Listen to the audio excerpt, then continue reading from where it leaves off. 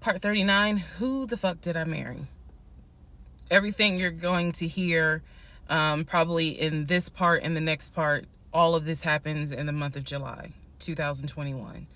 Divorce has been filed. It was filed the end of June. I got his signature on the divorce settlement agreement. I thought that I had to wait 30 days before I could actually file that with the court. And so this is kind of in the limbo period because I'm still within those 30 days.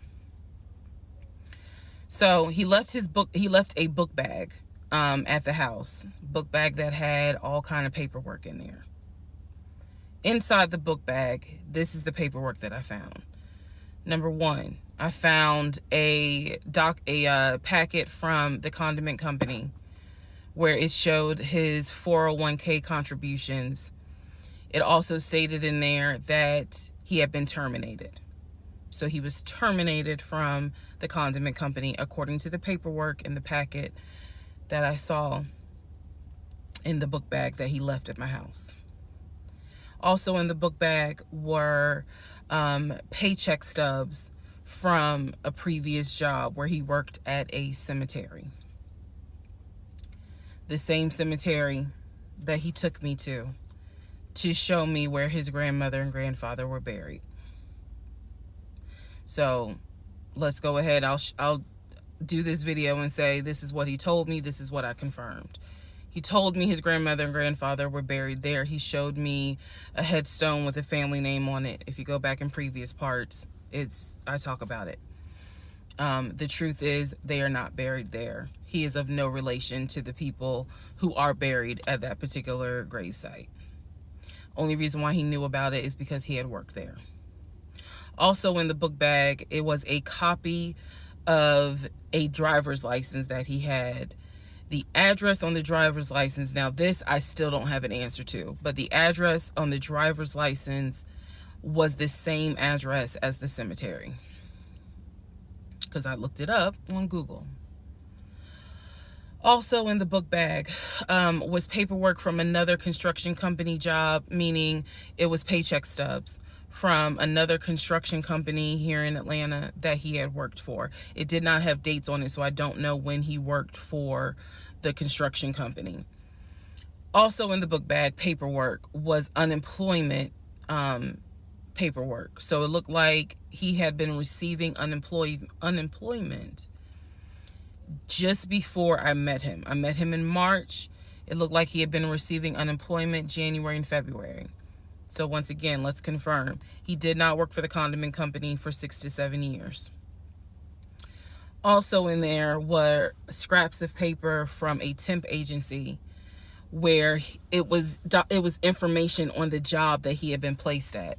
Where was that job? The condiment company. He would be a forklift /loader is what it said.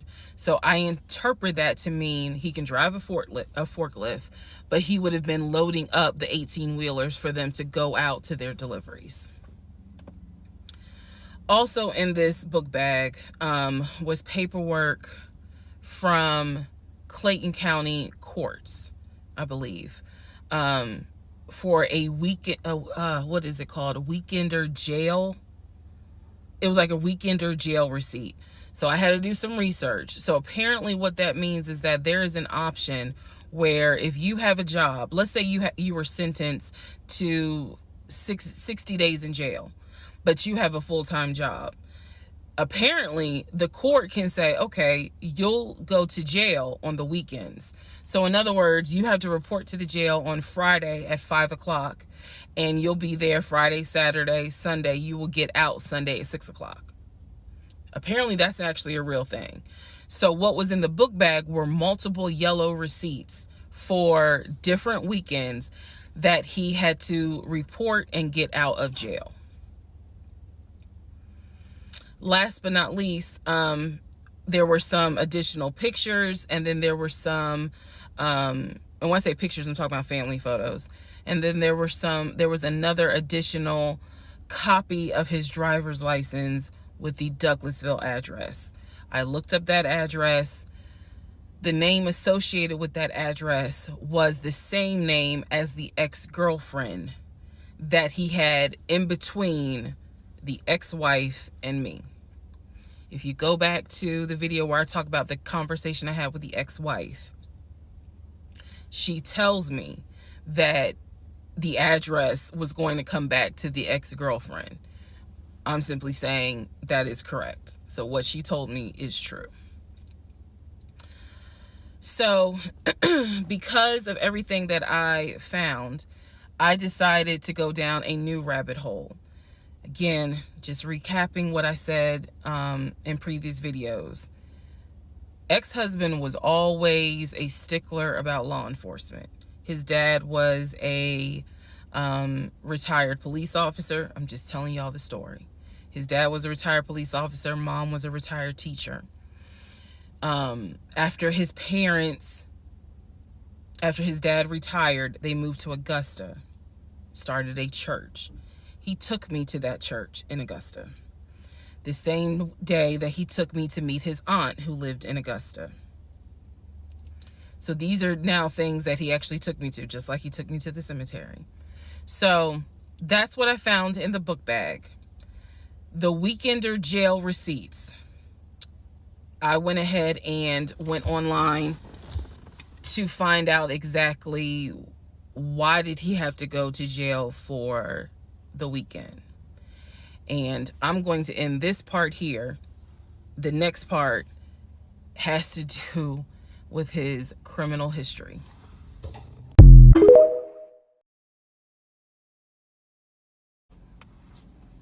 Part 40, who the fuck did I marry? So we are now at the point of July 2021. We're at the point where I've spoken to the female cousin, and she gave me the phone number for the older brother. For the purposes of this video, we're going to call him Chris. Chris was very nice. I called him. He was gracious. He was willing to answer whatever questions I had. And what he said to me was, he said, my brother has always been a liar. He's always been a liar. He said, but ask me what questions you have and I'll confirm what's real and what's not. First question I had was, when was the last time you spoke to him? Without missing a beat, Chris says, 2015, just after our mother's funeral. I explained to him about the phone calls, the fact that Legion would be on the phone for 35 minutes, laughing, talking to Chris, relaying messages from Chris to me, and relaying messages from me to Chris. Without missing a beat, Chris says he was never talking to me. And he said, now I am going to say this. Maybe he was on the phone, but he was not on the phone with me. He said, because he knows that if I ever see him, I'm going to whoop his ass. And I'm laughing because obviously Legion loves to say I'm going to whoop somebody's ass. So for the people who were confused, like, wait, what does this mean about the phone calls? What this means is every single time that my ex-husband was on the phone, holding his phone like this, talking, laughing, cracking jokes. Hey, my wife said that, we can go later on this evening and all this other stuff. Every time they were doing things like that, every time he was having a phone call or conversation that he claims to be with Chris, no one is on the phone. No one's on the phone. That is what that means. So I'm on the phone with Chris. My mind is spinning. It is blowing up like a volcano. I mean, I'm going crazy. I'm going crazy because what this means is that for the past 4 or 5 months, every morning that he is having a phone call with his brother Chris, I am now understanding in real time that phone call was completely fake. So Chris tells me maybe he was talking to somebody else, but it wasn't me. He said the only family member that Legion actually talks to is the twin. And that's only because for some reason, I guess it's their twins, he helps him out when he needs it. Legion only calls the twin when he needs money. And the twin According to Chris, now this is the part that might blow some minds. The twin brother, the one that is older by 20 minutes, is VP of his company, is married, drives a luxury car, and lives in like a 4 or 5 bedroom house in Nashville.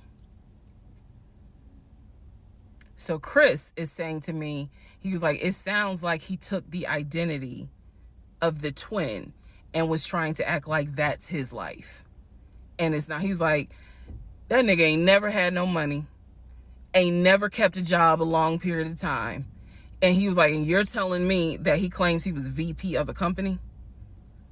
And so he was like, did you ever see anything? Did you ever meet people like Chris? I respect the fact that he was asking me the same questions y'all are asking me. Did you ever meet any family members? And I told him, I said, I met your aunt. Well, what aunt is that? I told him her name. He said, that ain't our damn aunt. I don't know if y'all have ever dealt with people from Philly. So he was just loud. He was like, that ain't our aunt. He said, that is our mother's best friend. And I don't trust that hoe. I'm sorry. It's the way he said it that it makes me laugh. Anyway, he's like, I don't trust her. I don't trust her at all. She is not our aunt. She was our mother's best friend when our mother was living in Augusta. She's not our aunt. So then I explained to him about the other brothers. The brothers, remember, there were 2 half brothers from his dad. One lived in Baltimore, one lived in Augusta. Chris is on the phone saying, I don't know who them niggas are. They ain't related to us. He said, our dad never had other kids. He was like, so you mean to tell me this nigga going around telling people that our dad had kids on our mom? And I said to him, well, the way he actually put it is that the 2 brothers came before y'all. He was like, hell no. No. So then I explained to him about the sisters. He was like, who the hell is Shantae? And I was like, Shantae, again, I'm just telling you what I was told. Shantae is a sister that lives in Douglasville, married with 2 kids. He was like, no, we don't have a sister. Told him about Kim. He was like, Kim's not our sister. She's a cousin. And he said to me, and I know she ain't talked to him in forever in 2 days. He said, so the only people who are his family members is Chris and the twin. He's like, we got some cousins up here. I told him about Junebug. I told him about the uncle. I told him about the grandmother. And he's just sitting back like, oh my God. He was like, I realize that every relationship my brother gets in, he gets worse. And it sounds like he is actually worse than what he was in the last relationship. And I thought he was talking about the ex-wife that I had spoken to. No, he had no idea there was another wife. Because again, he hasn't spoken to him since 2015. So he was like, the best thing I can say to you is this. He said, thank God you ain't have kids with him. He said, get your divorce and forget you ever met this man. And he was like, and I know how that sounds because he's my brother. He said, but if I didn't have to claim him, I wouldn't. And I said to him something that I should have probably said in this whole TikTok series. This is not someone that you forget. This is not a situation that, man, I don't even remember him. No. What I don't remember is the version of myself before I met him, because nothing so far has turned out to be true. The only thing that Chris was able to tell me is true is that, number one, yes, there is a brother in Philly, him. Yes, there is a brother in Nashville, the twin. Yes, both parents are deceased. That is what I was told from the beginning. Those pieces of information are true. The grandmother did die in 2008. He was like, no, she didn't. She definitely didn't die in 2020. I told him how I found the obituary. And so he was like, and the uncle, he said, which uncle is he talking about? Because if you guys remember, back in one of the parts, I talk about where he said his uncle was giving him advice on why he should not open up his savings account to let me see it. He would not let me see it. And so I'm telling Chris, about the uncle. And he was like, that uncle been dead for years. I told him about Junebug. He said, Junebug been dead for years. And I said, Chris, he was having conversations with Junebug on the phone in front of me. He was like, it wasn't Junebug. He said, it sounds like my brother was making up the conversations. He said, he definitely was making up the conversations with me. He said, hell no, I ain't gonna be on the phone at no 6 o'clock in the morning. So the conversation with Chris solidified that this is the actual family tree. And no, there were never any conversations with his brother every morning when I was getting ready to go to work. They had never talked. On to the next part.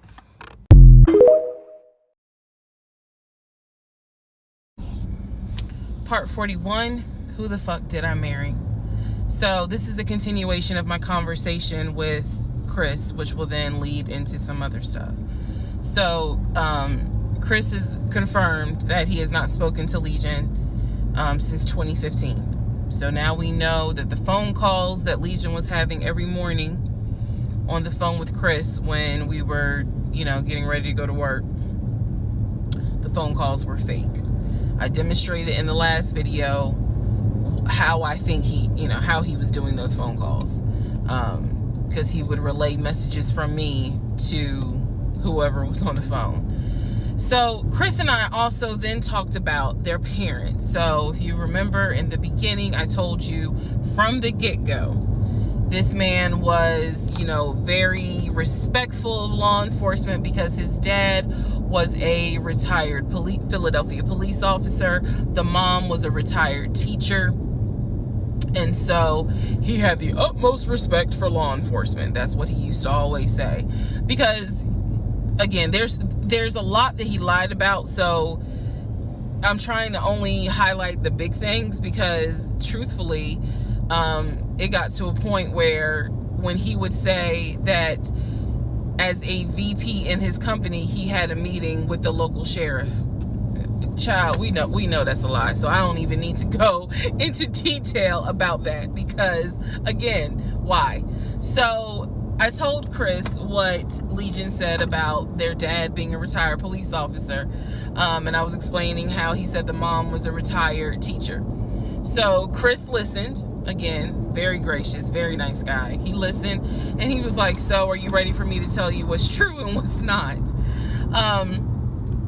And at this point, I was already convinced I was going to be drinking heavily that night after this phone call. So I was like, go ahead. All right. So here's what Legion said. Legion said, my dad was a retired police officer with Philadelphia PD. When he retired, he and my mom moved to Augusta. I was there for high school. And they started a church. He took me to that church in Augusta and showed me where the church that they started. The truth. Dad, according to Chris, their dad was nowhere near the church. That man ain't go to church on Easter. He ain't go to church on Christmas. He was like, my dad he ain't stepped foot in the church since the day he got married. That was the last time he went to church. He didn't have nothing to do with church. He said that their father was the furthest thing from a pastor. And he was like, I love my dad, but that man drank, smoked, and he was not a pastor. The mom was not a retired teacher. She did substitute teach at one point, but she was not a retired teacher. The dad was a truck driver. And not only was the dad a truck driver, at one point, he was a correctional officer. And so I said to Chris, I was like, I said I had no idea, of course. I had no idea. So now we know the truth. The dad was never in law enforcement.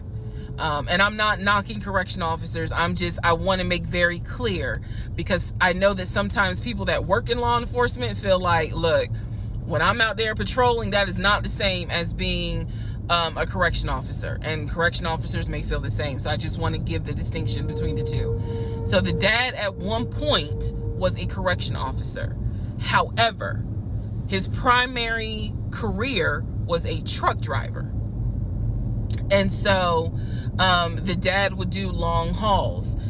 So Chris is explaining, no, he was like, now that's funny. He said, if you knew our dad, you would understand how funny that is to even insinuate that he was a pastor.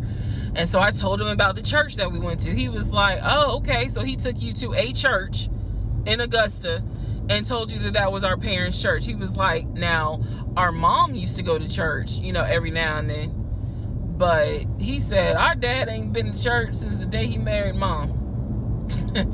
So the church that Legion took me to and said that his parents started that church, that was not true. So he just took me on a field trip for nothing, basically. So I told him about the weekend, because I did tell Chris where I worked. And that is when Chris said to me, because at the time I worked in a law enforcement agency, and he said to me, now how does that work? He said, because Legion, he done been in trouble a few times. And I was like, what do you mean? Because I had not yet gone online into the court system to see what type of trouble he's been in. And so he explained to me, he was like, just run his criminal history and you'll see it for yourself. He said, because I don't know all the charges, but run his criminal history. I said, okay. He gave me some homework. I'll run his criminal history.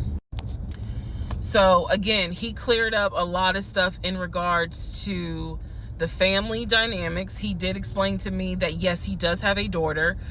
He and his ex-wife are divorced. And I said, well, Legion would talk about the niece, meaning Chris's daughter, and would send her stuff for her birthday. And he was like, he said, I'm almost positive my brother never sent anything for my daughter's birthday. And I explained to him, I said, isn't your daughter's name Egypt? He said, no. Who the hell is Egypt? And I said, I was told that was your daughter's name. That's the reason why I'm saying the name on here, because obviously we're about to confirm that's not the daughter. So I said, I was told that's your daughter's name. I said, I went with him to Rack Room Shoes and bought shoes for what I was told was your daughter. And she lived in St. Louis with your ex-wife. He said, no. He said, my daughter and my ex-wife do not live in St. Louis. He said, I don't know who Egypt is. He was like, are you sure it wasn't for a woman? And I said, well, it was kids' shoes. And he was like, no. He said, and I told him, I said, I went to the UPS store, I mailed it, and it, they printed the label with the girl's name on it, and I'm thinking this whole time it's Legion's niece. Chris is like, I don't know who that is. That's not even the name of one of our cousins. So I have no idea, ladies and gentlemen, who my ex-husband was buying girl shoes for and had me sending them, telling me it's for his niece. I have no idea. So Chris is like, yeah, he finally said to me the same thing the ex-wife said, which is pretty much whatever he told you is a lie. And I'm being honest with you guys. It is very hard to comprehend that everything is a lie. Like, there has to be something that's true. I'm like, how was he paying?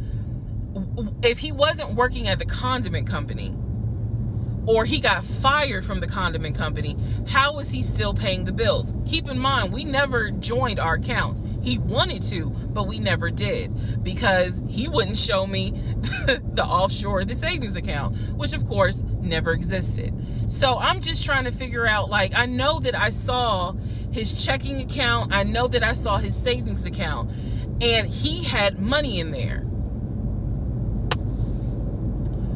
Something had to be true. Something had to be true. And Chris was like, no. He said, it sounds like everything my brother said everything that he told you was made up. He said those phone calls were definitely made up. He said, I don't know who Egypt is. That's not any family member of ours. I don't know who Shantae is. We don't have a sister. He said, we don't have half brothers. He was like, I'm telling you who the family members are. He said, I am so sorry that my brother put you through this. So now let's go into the next part.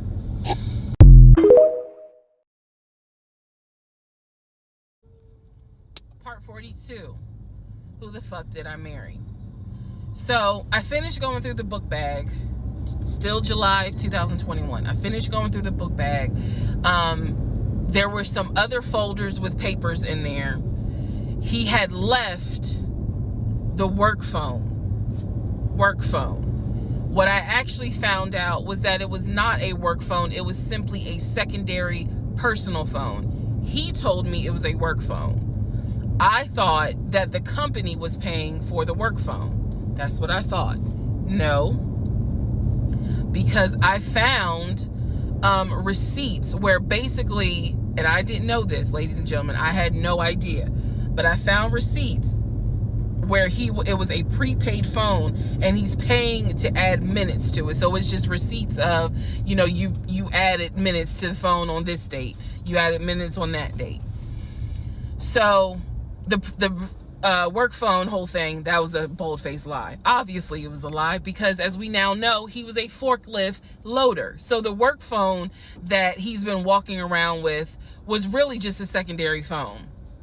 He had left the phone. He took his personal phone, meaning the main phone, I should say, but the work phone he left. So I'm going through the work phone, just trying to find some sort of answer. Now what is really burning in my mind is how is it that he had all this money in the accounts, but again, the last time I saw him, he's living in his car. Like, the math is not mathing.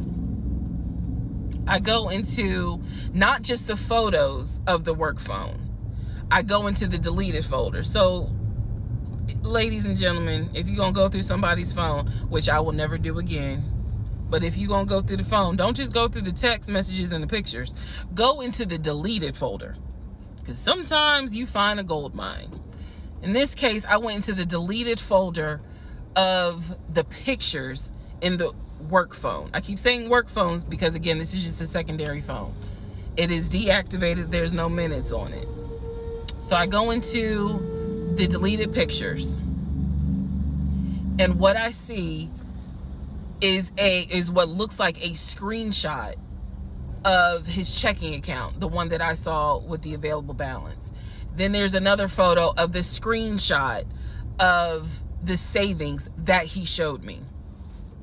Now, one of two things it could be. Either one, it's not real and it was pulled offline, or two, he took a screenshot of his own account and saved the photos.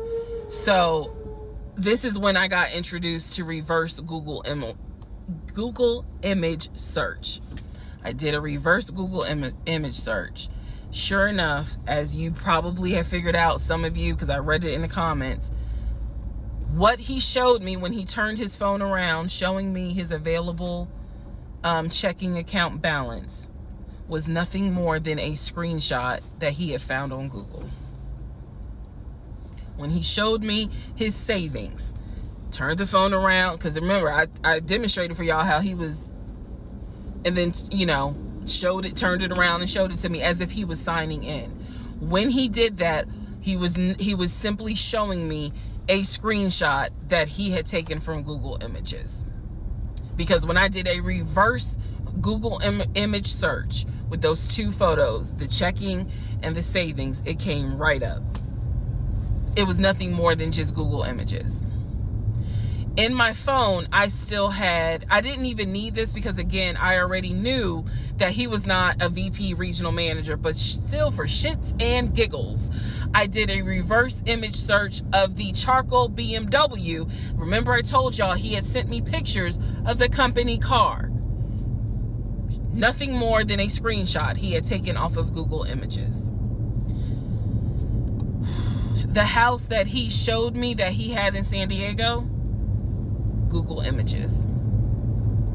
So what we can now confirm is anything he showed me when he's turning his phone around is nothing more than an image from Google Images at this point. The checking account, the savings account, Google Images. The house, Google Images. The company car, that charcoal gray BMW 5 Series, Google Images. So at this point, I realize, okay, nothing is real. And I wasn't so much in a rage, to be honest with you. I wasn't in a rage then and there, as much as it was, I really truly had a moment where I said to myself, oh my God, what the fuck have I let in my life? Like, this is not even human at this point. That's really how I felt. Like, again, as someone who, I studied psychology, but I didn't graduate with a psychology degree. However, I have never dealt with a pathological liar. I have studied about them, but I have never come into contact with a pathological liar. Because to a compulsive liar, if you ask them, man, why did you lie to me? They probably are going to have a reason. Pathological liars don't have a reason. Like, there's no limit to the lie. So I have now confirmed that at least 70% of everything that I thought I knew is now absolutely not true. Absolutely not true. So in between all of this, I get a phone call from the aunt in Augusta. The aunt in Augusta, who Chris has confirmed is the mother's best friend. She is not their mother's sister or dad's sister. She's the best friend of the deceased mom. She calls me, and this is the one I have met. This is the one that Chris was like, I don't trust that hoe, anyway. So she called because she wanted to know what happened. She wasn't trying to be nosy or messy or anything like that. She's just trying to find out what happened because apparently Legion is trying to come stay with her.